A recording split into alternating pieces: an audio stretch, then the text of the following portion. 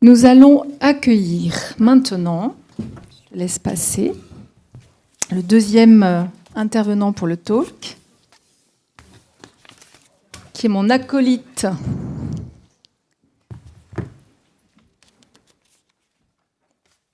Teddy, mon acolyte, mon comparse d'observatoire du slashing, mais pas que. Donc je vous invite à le soutenir, à l'applaudir, à l'encourager. Alors Teddy, je vais le présenter brièvement. Il est ingénieur et il a le génie, Teddy, de savoir modéliser, rendre les choses simples. C'est pour ça que j'adore travailler avec lui aussi. Alors il va vous partager les modèles, des modèles de travail, des modèles de slashing qui sont évoqués par d'autres experts, notamment par Emily Wapnick qui a écrit un livre sur la multipotentialité aux États-Unis. Et Teddy, grâce à son expérience, au travers de son expérience à la fois de recrutement de candidats, d'accompagnement de managers de transition, eh bien, il a affûté ses profils, il les a aussi intégrés un peu à sa manière pour pouvoir faire en sorte que ce soit aussi au service des personnes, mais au service des organisations pour qui tu recrutes ces personnes. C'est ça ? Je te laisse tout à fait. Enchaîner. Marie-Noël disait tout à l'heure que les entreprises qui ne prennent pas l'opportunité du slashing auront des gros problèmes de performance. Eh bien, j'essaie de les accompagner, de les impulser, d'impulser ces transitions-là.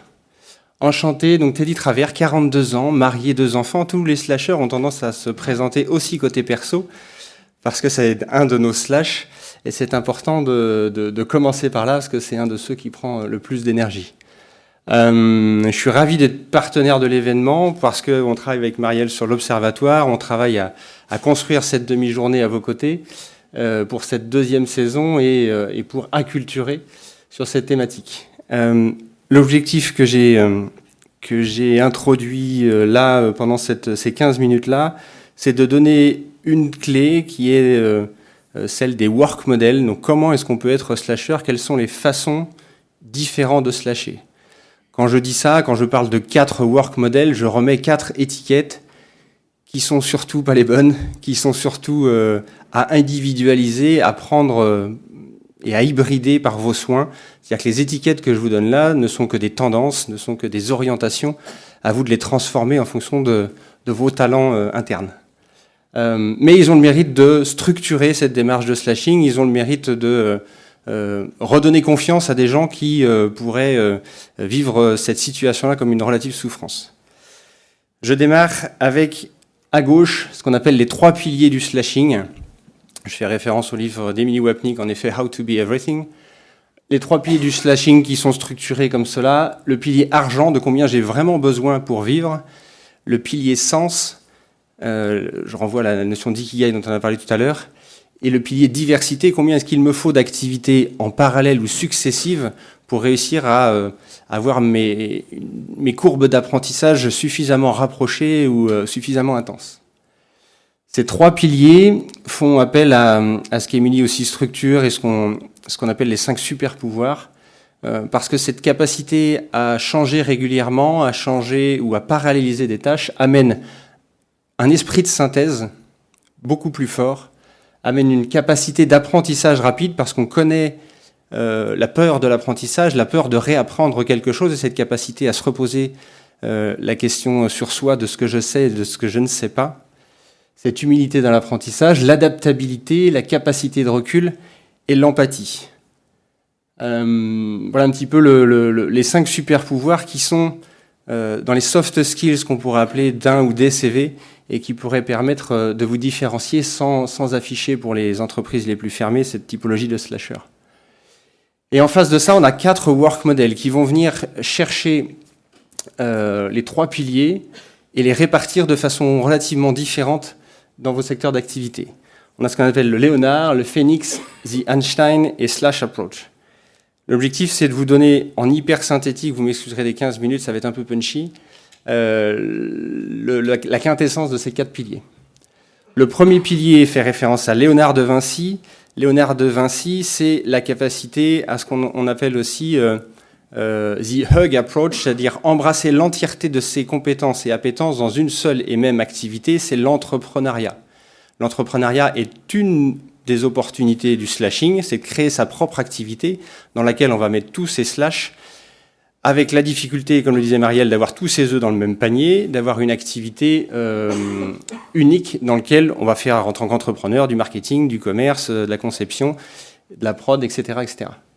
Ce Léonard et Émilie Wapnick dit « Attention à ce que ça soit une activité qu'on appelle un business renaissance, une capacité à ce que votre business, votre création suive vos envies, qu'il suive l'envie du porteur, l'envie de l'entrepreneur pour pouvoir évoluer en fonction des slashs que vous voulez arrêter, des slashs que vous voulez ajouter. » C'est clairement l'hypothèse que moi j'ai choisie depuis 5 ans, mais c'est une des plus risquées aussi, et ce n'est pas la seule. C'est important de casser le paradigme du « si je suis slasher, je dois être entrepreneur ». On l'a vu avec les exemples de salariat en parallèle, c'est un point important. Mais elle existe, et tout entrepreneur est slasher de par la construction de son activité.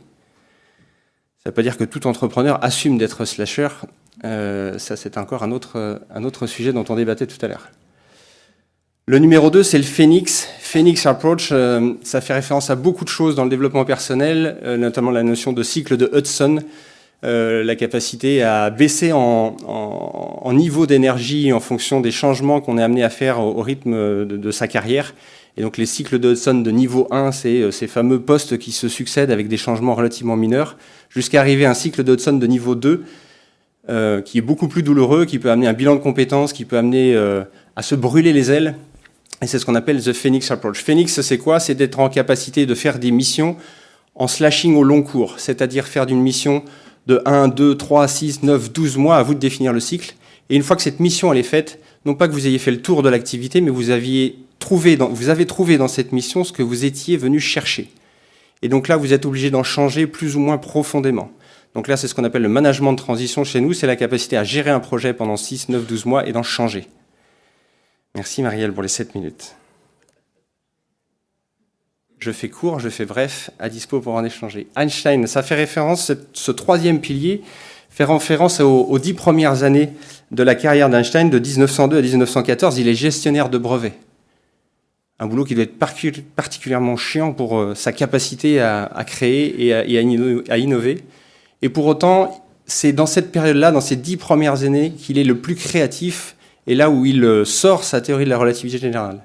C'est-à-dire cette capacité à avoir un pilier argent au chaud sur un temps partiel, sur un 8h, 16h, sur le week-end, la semaine, et puis je fais du side project, du projet parallèle, je crée en dehors de ce pilier argent, mais je ne suis pas tracassé par ce pilier argent qui est sécurisé, et ça me permet de me lâcher, de me slasher sur une autre activité. C'est un pilier important qui nous amène à promouvoir le temps partiel pour cette capacité à trouver un fil rouge qui vous permet de stabiliser votre activité, d'apporter un fond de roulement, entre guillemets, et pouvoir entreprendre en parallèle qui, là, demande un temps beaucoup plus long.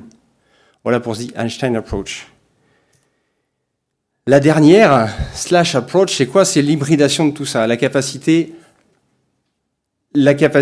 à hybrider l'entièreté de cette activité. Slash approach, c'est cette capacité à, oui, aller chercher un temps partiel, mais pourquoi pas aller chercher une activité de phénix, c'est-à-dire se noyer dans une activité passionnante pendant 3 à 6 mois, revenir à temps partiel derrière, repasser en activité de conseil en parallèle. Donc slash approach, c'est vraiment cette capacité à paralléliser plusieurs activités, et c'est vraiment ce qu'on a voulu synthétiser via le lancement de l'Observatoire du slashing avec Marielle, c'est cette capacité à hybrider des formats de carrière, des statuts, des approches sur le marché du travail. Et pour cela, on a en effet une quantité d'outils et de statuts, mais ce n'est pas ça qui fait le cœur du sujet. C'est vraiment vous connaître, vous aligner pour être en capacité d'hybrider ces différents formats. Voilà un petit peu pour les work models. Marielle, il me reste combien de temps? Parce que là, j'avais une optionnelle en fonction du temps qui restait. Et on va dire que si tu ne me réponds pas, c'est que c'est bon. Concrètement, comment est-ce qu'on démarre?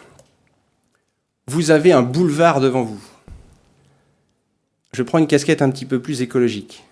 Parce que la systémie du slasher, sa prise de recul, c'est aussi être en capacité de voir l'entièreté du monde dans sa systémie et pas dans son seul pilier économique ou son seul pilier expertise lié à votre secteur d'activité. Vous avez un boulevard, pourquoi? Parce que rapport Meadows, limite à la croissance, cette capacité à connaître le monde qu'on a connu jusque-là, qui était globalement stable, va s'arrêter. Entre 2020 et 2030, va s'arrêter. On va arriver dans un monde fluctuant, dans un monde où les instabilités vont être de plus en plus prégnants. Et je suis persuadé que ce n'est pas l'intelligence artificielle qui nous y aidera. Je suis persuadé que ce n'est pas le taylorisme et le fordisme qui a déjà 100 ans qui nous y aidera, mais que c'est la capacité à hybrider et à faire confiance au profil de slasher, au profil innovant de slasher, pour surmonter cet environnement qui est un monde fluctuant, qu'on appelle souvent, que vous connaissez peut-être, un monde fluctuant, soit sous le terme de VUCA, la notion de volatile, incertitude, complexité ambiguë. Ça existe déjà depuis les années 1950. C'est l'armée américaine qui a sorti cette terminologie-là. Aujourd'hui, on est dans un monde qu'on appelle banni à venir. Banni, c'est le B de brittle pour fragile, anxieux, non linéaire et incompréhensible. Ne demandez pas à une intelligence artificielle de planifier quelque chose de non linéaire, d'envisager des solutions dans un monde qui devient incompréhensible. Seul l'humain et le slasher, la capacité de voir global et systémique, pourra apporter ces solutions-là. Donc vous avez un boulevard pour créer une activité, vos slash dans cet univers-là. Et c'est ce que j'ai fait moi, c'est ce que j'en a fait nous avec l'équipe. On accompagne aujourd'hui la transformation des entreprises avec un statut d'entreprise à mission. On a à gauche 3 activités qui correspondent aux 3 work models qu'on a vus tout à l'heure. The Hug Approach avec la partie conseil, Phoenix Approach avec la partie management de transition et toute la partie Einstein et temps partiel avec Tact temps partiel. L'objectif, c'est de mettre à disposition des entreprises des formats qu'elles connaissent, du conseil, du management de transition, du temps partiel, sous un format et avec des potentiels qu'elles n'imaginent même pas que sont les slashers. Et les slashers, à l'inverse, on les accompagne comment ? Avec du portage qui n'est pas forcément salarial, ça peut être du portage commercial, du portage salarial. On a des clubs de rencontres, on a un agent de carrière, d'un agent de slasher pour vous accompagner sur ces hybridations de carrière. Et tout ça de façon convaincue et engagée. J'espère que vous arrivez à le ressentir de ma part. Je m'arrête là. Merci beaucoup.